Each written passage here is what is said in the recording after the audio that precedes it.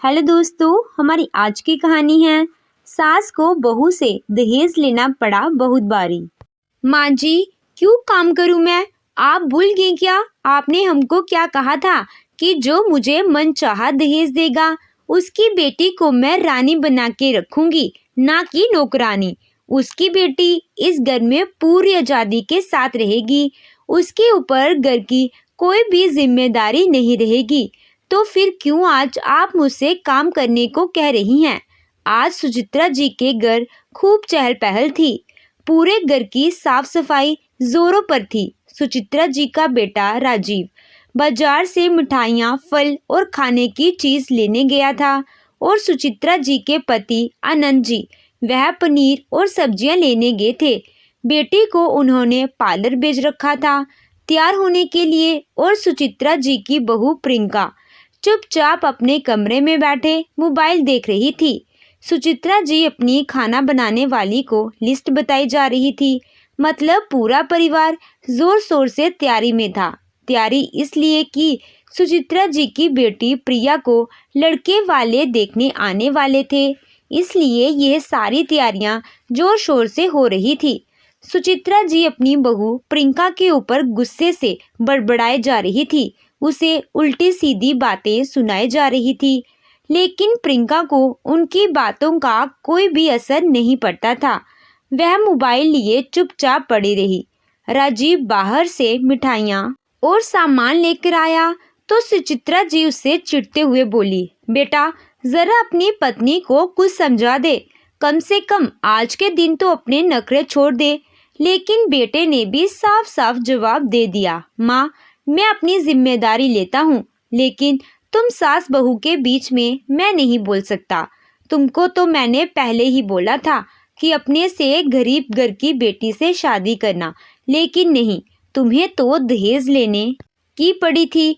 दहेज तुम्हें किसी कीमत पर चाहिए था, चाहे बहू काम करे या ना करे। तो अब तुम्हें परेशानी क्यों हो रही है? मुझसे ये सब बातें मत बोलो। मैं जाकर उसे लड़ूंगा, फिर मेरा ही दिमाग खराब हो रहेगा। इससे अच्छा है कि शांत ही रहो। कहते हुए राजीव ने भी अपना पल्ला झाड़ लिया। अंत में हार कर सुचित्रा जी ही बहू के कमरे में जाती हैं और उससे कहती हैं, बहू तुम्हें जरा भी शर्म नहीं आ रही है? रोज ना सही, लेकिन कम से कम आज तो तुम कुछ काम कर सकती हो। कितना काम करने को बाकी है? कम से कम किचन में तो हाथ बटा सकती हो। आज तुम्हारी ननद को देखने लड़के वाले आ रहे हैं। ये जानते हुए भी तुम मोबाइल लेकर कमरे में चुपचाप बैठी हो। बैठे बैठे तुम्हारी कमर नहीं टूटती क्या? थोड़ा इज्जत का भी ख्याल रख लिया करो। माँ जी, आप भूल गई क्या? आपने ही कहा था कि जो मुझे मेरा मन चाहा दहेज देगा उसकी बेटी को मैं रानी बनाकर रखूंगी, ना कि नौकरानी। और उसकी बेटी को ससुराल में पूरी आज़ादी रहेगी, उसके ऊपर कोई भी जिम्मेदारी नहीं रहेगी। फिर आज क्या हो गया? मेरे पापा ने तो आपको आपके मनचाहा दहेज दिया था, फिर आप मुझसे काम की उम्मीद क्यों कर रही हैं? मैं तो आपके ही हिसाब से रानी वाली जिंदगी जी रही हूँ, तो मुझे जीने दो। आप अपना काम करो। बहू की दो टुक सुनकर सुचित्रा जी अंदर ही अंदर जल भून जाती हैं और जाते हुए कहती हैं, हाँ हाँ कर लूँगी। मेरी बेटी का काम है ना, मैं सब कुछ हंसी खुशी कर लूँगी और तुमसे तो अच्छा ही कर लूँगी। अब एक मेहरबानी कर देना, लड़के वालों के सामने कम से कम इस घर की इज्जत रख लेना। उनके सामने अपना मुंह मत खोलना और शांति से प्यार से बैठकर उनसे बातें कर लेना। कहते हुए गुस्से में सुचित्रा जी बाहर चली जाती हैं।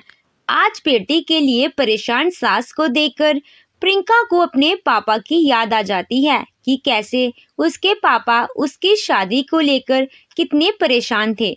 ना जाने कितने घरों को देखने के बाद बड़ी मुश्किल से तो प्रियंका की शादी तय हुई थी। शादी में अकेली सुचित्रा जी ने पूरे परिवार की ओर से शर्त रखी कि उन्हें अगर उनका मन चाहा दहेज मिल गया तो वह अपनी बहू को रानी की तरह रखेंगी, उसे घर का कोई काम नहीं करने देंगी।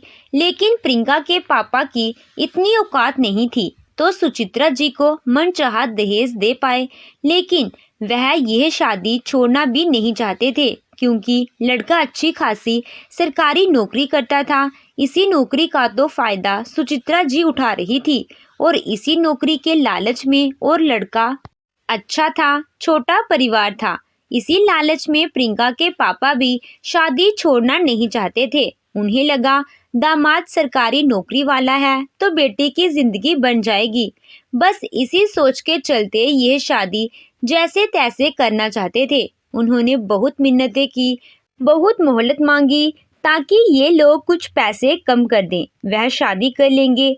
लेकिन सुचित्रा जी मानने को तैयार नहीं हुई और हार कर पापा को अपना खेत और अपना घर गिरवी रखना पड़ा।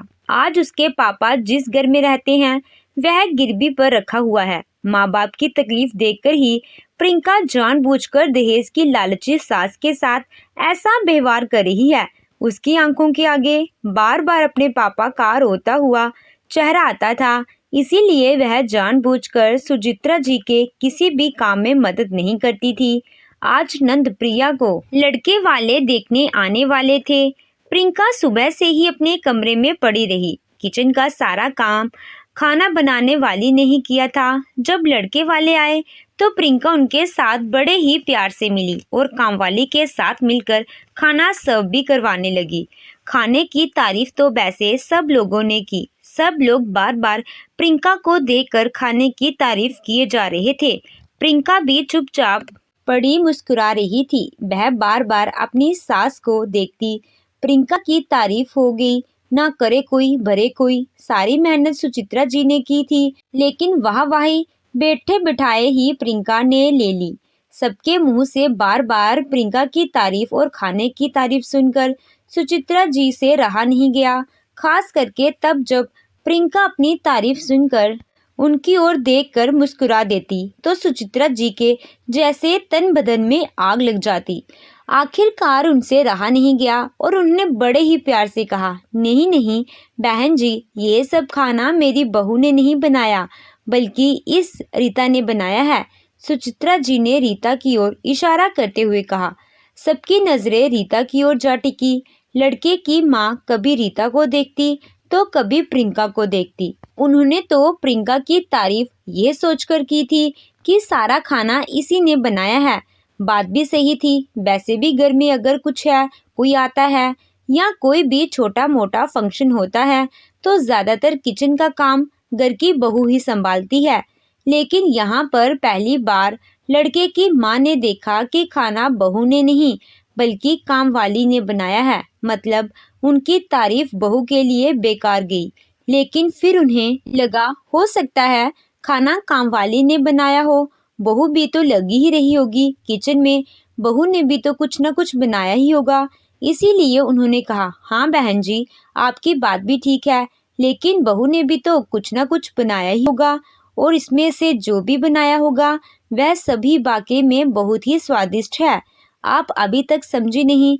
दरअसल मेरी बहू घर का कोई भी काम नहीं करती। क्यों भाई, बुरा मत मानिएगा, लेकिन आपके घर से मैं लड़की लेकर जा रही हूँ अपने घर की बहू बनाने के लिए, इसलिए मुझे ये सब बातें जानने का पूरा हक है। आखिर मेरी भी इज्जत का सवाल है। क्यों आपकी बहू कोई काम नहीं करती? जी बस ऐसे ही, हम अपनी बहू से ज़्यादा काम नहीं करवाते हैं। वैसे भी ज़्यादातर काम तो काम वाली ही कर देती है, फिर बहू को क्यों खामखा परेशान। फिलहाल आप ये सब छोड़िए, आपको मेरी बेटी पसंद आई है। अब बात आगे बढ़ाते हैं। सारा कुछ आज ही क्लियर करके पंडित जी से शादी की तारीख भी तय करवा लेते हैं।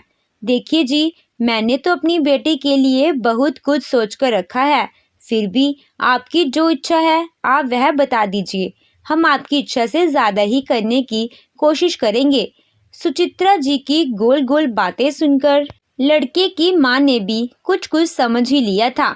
वह थोड़ी तेज भी थी। उन्होंने साफ साफ और सीधे शब्दों में कहा, बहन जी, आपकी बातें दहेज को लेकर हैं। देखिए, दहेज आप हमें कितना भी दे देंगे लेकिन हमारे लिए कम ही रहेगा, क्योंकि हमारा लड़का अच्छे पोस्ट पर है, सरकारी नौकरी करता है, अच्छी खासी तनख्वाह उठाता है। अगर हम दहेज मांगने पर आ जाएं तो शायद आप दे भी ना पाओ। तो यह दहेज की बातें तो अपनी जगह हैं। वैसे भी कोई भी माँ बाप अपनी बेटी को अपनी औकात से ज़्यादा ही देते हैं। फिर भी लड़के वालों का मुंह कभी बंद नहीं होता है। लेकिन हमें दहेज नहीं, अपने घर के लिए एक बहू चाहिए जो हमारे पूरे परिवार को संभाल सके, पूरे परिवार की जिम्मेदारी उठा सके। हमें हमारे घर की लक्ष्मी चाहिए जो हमारे घर की इज्जत को संभाल सके, ना कि दहेज लेकर हम उससे उम्र भर दबते रहें। दहेज के पैसों का क्या है बहन जी, आज हैं कल खत्म हो जाएंगे, लेकिन दहेज का दबदबा और दहेज का रुतबा वह कभी खत्म नहीं होगा। तो बेहतर होगा कि आप दहेज की बातें ना करें और अपनी बेटी को अच्छी अच्छी बातें सिखाकर हमारे घर विदा करें।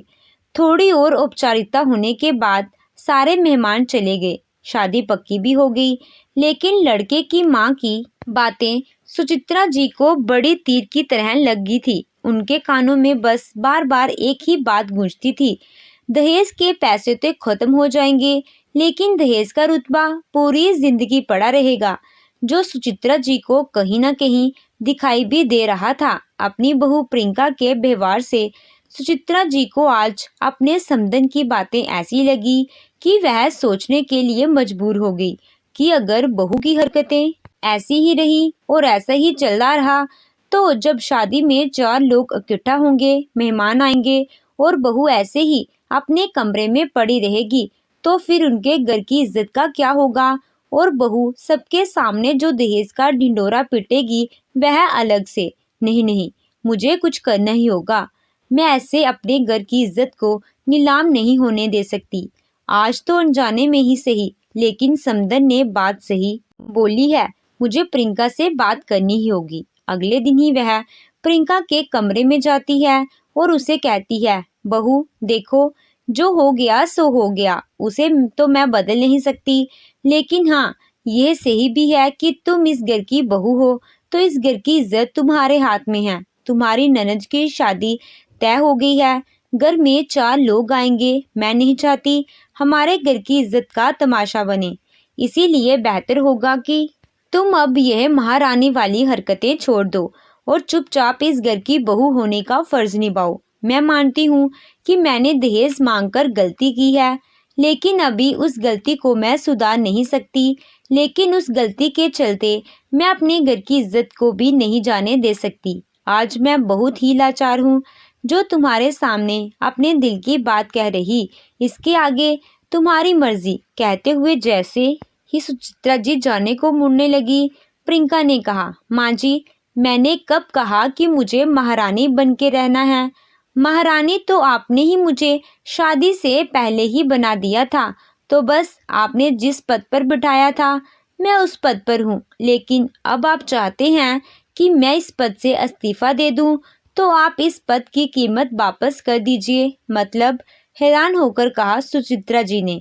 मतलब यह माँ जी कि आपके इस दहेज के लालच के चक्कर में जो पापा ने अपना घर गिरवी तक रखा है, कम से कम उनका घर छुड़वा दीजिए।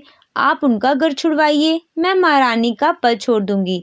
अब सब कुछ आपके हाथ में है। कहते हुए प्रियंका अपनी सास को देखने लगती है। बहू की बातें सुन कुछ सोचते हुए सुचित्रा जी बाहर चले जाती है और अगले दिन ही प्रियंका के पापा का फोन आता है और वह बताते हैं कि उसके ससुराल वालों ने जबरदस्ती मना करने के बावजूद जो घर गिरवी रख पड़ा था उसे छुड़ा लिया है।